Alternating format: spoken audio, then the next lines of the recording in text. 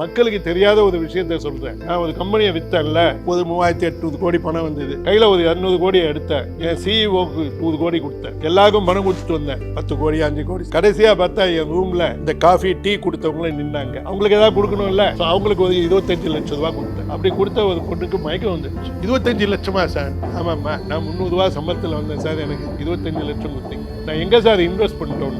நான் சொன்னேன், கடவுள் வந்து no longer manufacturing land, god stopped manufacturing land. அதனால நிலத்துல போடு. அவ போய் ராமச்சந்திரா மெடிக்கல் காலேஜ் எதிர்க்க ஒரு லேண்டை 35,000 40,000 5 பிளாட் வாங்கி போடும். இப்போ அந்த அம்மா வந்து பொண்ணை MBA படிக்க வச்சுட்டு கையில 5 கோடி பணம் வச்சது. அந்த இதுல ரெண்டாவது வந்து இந்த சேச்சுரேஷன் மாதிரியே பிசினஸ்ல வந்து competition is a big threat அப்படிங்கிறாங்க. How to handle competition? Competition will really help you. That will showcase that who you are. Second, it will keep you technologically advanced. But எனக்கு என்ன பிரச்சனைன்னா, நான் எடுத்துக்கிற எந்த பிசினஸுமே காம்படிஷன் இல்ல. எனக்கு பெரிய ப்ராப்ளமே காம்படிஷன் இல்லாதனால. அது மாதிரி உங்களுக்கு அமைஞ்சுதா இல்ல சூஸ் பண்ணிக்கிட்டீங்களா? அது மாதிரி நான் சூஸ் பண்ணிக்கிறேன். அப்புறம் நான் என்ன பண்றதுன்னு தெரியல. காம்படிஷன் வரதுக்குள்ள வித்துறேன். காம்படிஷன் வரதுக்குள்ள இது ஓகே. அது ஒரு எக்ஸைட்மெண்டா, புதிய புதிய தொழில்கள் செய்து அதுல ஸ்ட்ராட்டஜிஸ் பண்ணி அதுல ரிஸ்க் எடுத்து அது உங்களுக்கு ஒரு எக்ஸைட்மெண்டா? ஆமா. பட் எப்படி இவ்வளவு விஷயங்கள் தெரிஞ்சு வச்சிருக்கீங்க? ஒரு சிம்பிளான ஒரு பேக்ரவுண்ட்ல இருந்து வந்தவர் படிப்படியா பேக்ரவுண்ட்லாம் இல்ல சார். நம்ம எல்லாருமே ஒரே பேக்ரவுண்ட்ல தான் இருந்தோம். We all came without any education when the day one we were born. That's true. நான் என்ன கேட்கனா, சில பேர்லாம் அஃப்ளூவன்ட் ஆனதுலேருந்து வந்திருப்பாங்க. அதெல்லாம் ஒண்ணுமே இல்ல.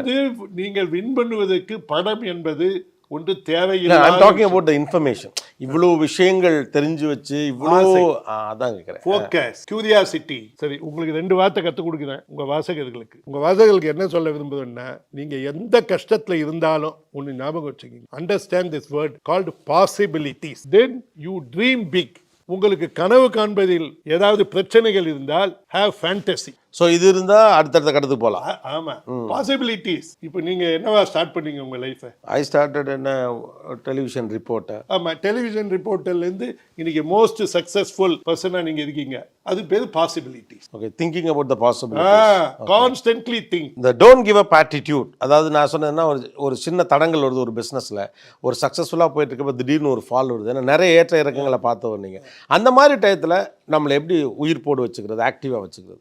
இந்த தோல்விகள் எல்லாம், தடைக்கல்கள் எல்லாம் ஒரு பார்ட் ஆஃப் திங். முடிவில் வெற்றி தானே. இப்போ உதாரணமா நான் பேங்க்ரப்சி ஃபைல் பண்ணிட்டு துபாய் ஏர்போர்ட்டில் உட்காந்துருந்தேன். எனக்கு வந்து லண்டன் ஃபினான்ஷியல் டைம்ஸினுடைய ரிப்போர்ட்டு தெரியும். ஸோ அவன் வந்து என் கூட பேசினான். சார், நீங்கள் பேங்க்ரப்சி ஃபைல் பண்ணியிருக்கீங்க, நீங்கள் என்ன நினைக்கிறீங்க அப்படின்னு. உன்னை திருப்திப்படுத்துறதுக்கான பதில் வேணுமா, உன் பேப்பரை திருப்திப்படுத்துறதுக்கு பதில் வேணும்? யாரையுமே நீங்கள் திருப்திப்படுத்த வேணாம் சார், நீங்க சொல்லுங்க. நான் சொன்னேன், என்ன மாதிரி இன்னொருத்தர் 2 முறை பேங்க்ரப்சி ஃபைல் பண்ணியிருக்காரு. அது யார் தெரியுமா உங்களுக்கு? Donald Trump. அதுக்கப்புறம் ஒரு புக் எழுதினார். அந்த புக்கில் என்ன எழுதினாரு?